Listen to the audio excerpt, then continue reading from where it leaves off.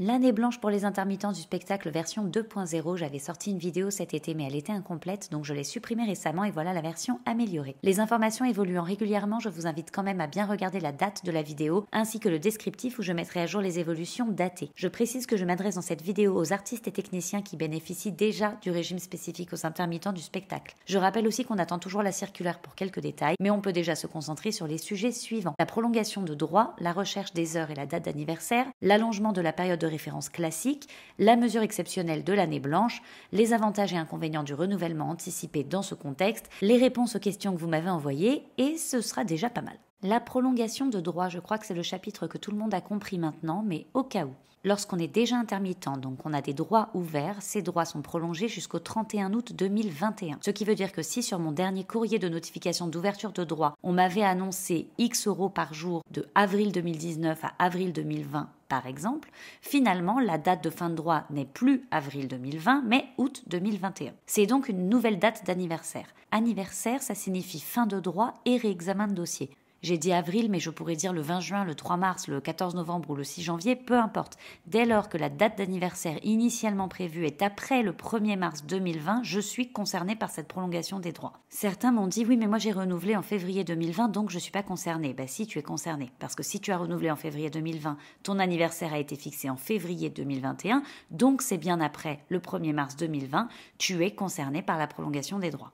C'est le même principe pour ceux qui m'ont dit « Oui, mais moi j'ai fait un renouvellement anticipé en avril 2020, est-ce que du coup je sors du cadre de l'année blanche ?» Non, c'est exactement la même chose. Ton anniversaire a donc été fixé en avril 2021, qui se situe bien après le 1er mars 2020. Tu seras donc prolongé aussi jusqu'en août 2021.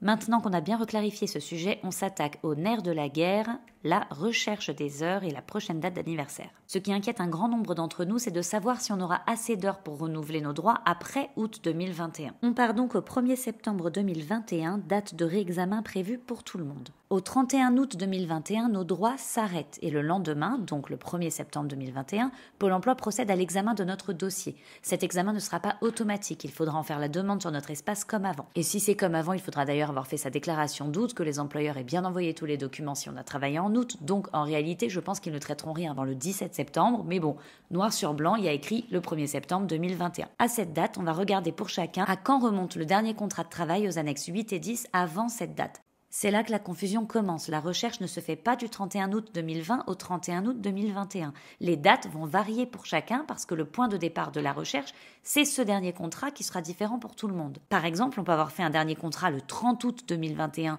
si on est très chanceux ou au contraire ne rien avoir fait depuis le mois de mai ou le mois de janvier 2021 ou même avant. De ce point de départ, que personne ne connaît à ce jour, du coup, parce que j'imagine que vos prévisions pour l'été sont encore floues et c'est normal, on va devoir dérouler la logique de recherche d'heures. Comment ça marche ?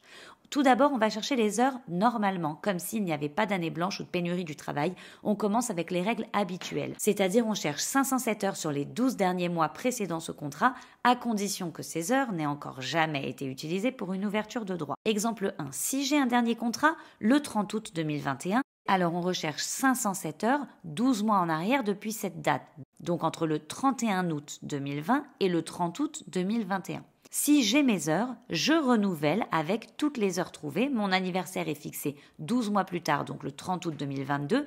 Et j'ai jusqu'à ce nouvel anniversaire pour toucher ma nouvelle allocation et refaire 507 heures, donc il reste 12 mois, c'est parfait. Exemple suivant, je n'ai pas travaillé depuis le 15 mai 2021. Le 1er septembre, on cherche 507 heures 12 mois en arrière depuis cette date, donc entre le 16 mai 2020 et le 15 mai 2021. Si je les ai, je renouvelle avec toutes les heures trouvées et mon anniversaire est fixé 12 mois plus tard, donc le 15 mai 2022. J'ai jusqu'à ce nouvel anniversaire pour toucher ma nouvelle allocation et refaire 507 heures.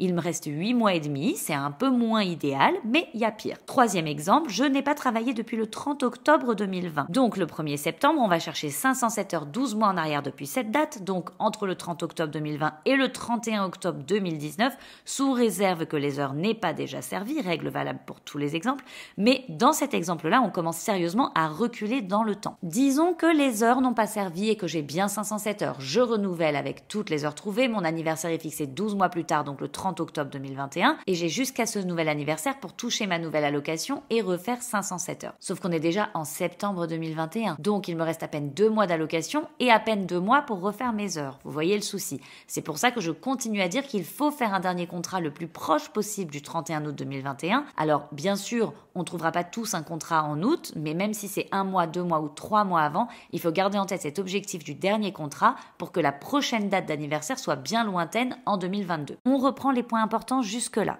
Maintien de notre allocation journalière jusqu'au 31 août 2021. Recherche des 507 heures minimum sur 12 mois depuis le dernier contrat de travail précédent le 1er septembre 2021. Les heures ne peuvent jamais être utilisées 2 fois. Dans un premier temps, la recherche d'heures et le renouvellement se font normalement. Si on trouve plus de 507 heures sur les 12 mois, toutes les heures comptent pour le renouvellement. Et il faut toujours faire un cachet le plus proche possible de la date d'anniversaire pour éloigner au maximum l'anniversaire suivant et donc le temps qu'on a pour refaire nos heures. Continuons maintenant avec des intermittents qui n'auront pas refait 507 heures sur ces mêmes 12 mois. Si sur les 12 mois, les heures ne sont pas trouvées, alors ils vont appliquer un allongement de la période de référence, donc un allongement de la période de recherche d'heures, selon les règles habituelles. Et oui, cette règle existe depuis des années, mais souvent Pôle emploi nous envoie un simple refus quand on n'a pas nos heures, sans nous parler de cette clause possible pour rattraper une ouverture de droit. Comment ça marche ? C'est un troc. Il nous allonge la période de recherche d'heures de 30 jours et en échange, on doit faire 42 heures supplémentaires. Donc en temps normal, c'est 12 mois contre 507 heures. Là, ça devient 13 mois contre 549 heures, 14 mois contre 591 heures, 15 mois contre 633 heures, etc., jusqu'à 24 mois. Toujours avec en tête que les heures ne servent pas 2 fois. Donc, quelqu'un qui aurait beaucoup travaillé l'an dernier, mais moins depuis le Covid, pourrait donc non seulement se faire repêcher pour ouvrir ses droits, mais en plus prendre en compte ses heures passées dans les calculs du renouvellement d'un point de vue calcul d'allocation. Sur le premier exemple, ça donnerait ça. Dernier contrat le 30 août. Je n'ai pas 507 heures sur 12 mois, mais je peux remonter en arrière jusqu'à la précédente ouverture de droit. Je cherche donc dans cet exemple sur 19 mois. Il faut donc avoir fait 801 heures au lieu de 507 heures.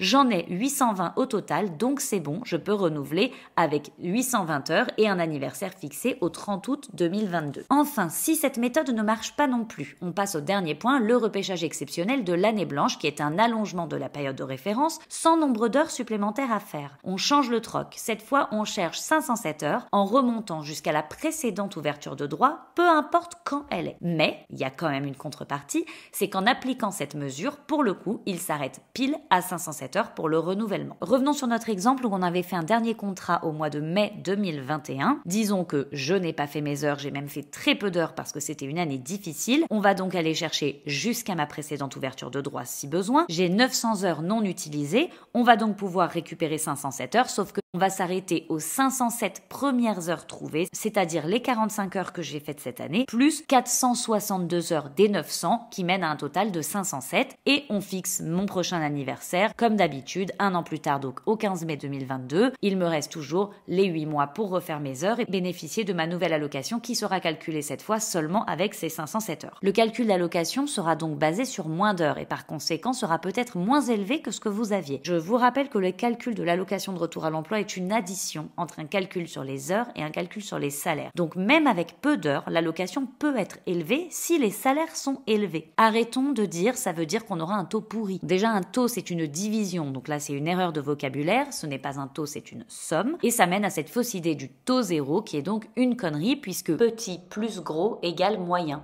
Donc selon les salaires de chacun, c'est pas dit que ce soit pourri. On reprend les points importants jusque-là. Si les 12 mois ne suffisent pas, on applique d'abord l'allongement de la période de référence dans les conditions classiques, à savoir plus 30 jours, plus 42 heures. Si ça ne suffit pas, on applique la mesure exceptionnelle de l'année blanche pour remonter plus loin et repêcher les premières 507 heures trouvées. On garde toujours en tête le point de départ de cette recherche qui est la dernière fin de contrat précédant l'anniversaire et non pas l'anniversaire. Les heures déjà utilisées ne peuvent jamais servir une deuxième fois et on essaye toujours de faire un cachet le plus proche possible de la date d'anniversaire. Chapitre suivant, la question que beaucoup se posent, c'est de savoir s'il est avantageux ou pas de faire un réexamen anticipé. Ça veut dire changer la date d'anniversaire du 31 août 2021 et la ravancer à janvier ou mars ou juillet ou quand vous voulez. Je rappelle que date d'anniversaire signifie fin d'allocation et réexamen de droit. Donc ça implique de renoncer au reliquat d'allocation qu'on allait toucher jusqu'au 31 août 2021, ravancer l'examen à la date choisie et de là, on découle tout ce qu'on a vu avant. On remonte au dernier contrat précédent la date de demande que vous aurez indiquée, on recherche sur 12 mois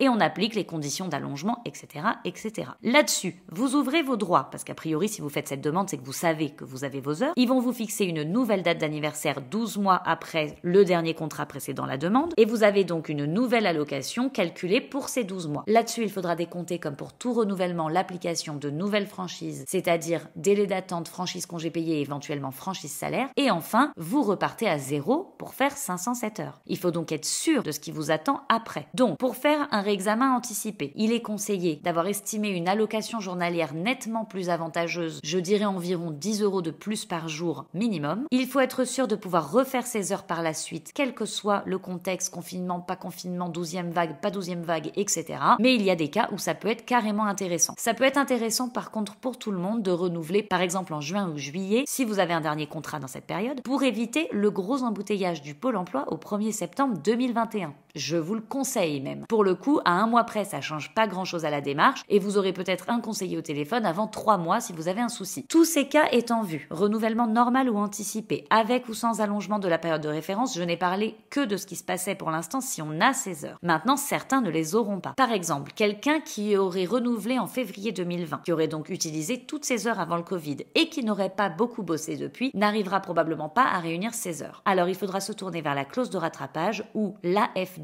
ou l'APS. Afin que vous alliez au bout de cette vidéo, je ne vais pas tout détailler maintenant, toutes les informations sont sur le site de Pôle emploi et je me garde un sujet au secours, j'ai pas mes heures pour une nouvelle vidéo en septembre 2021 où je vous expliquerai tout en détail pour ceux qui en auront besoin. Pour finir, la foire aux questions avec tout ce que vous m'avez envoyé sur Insta.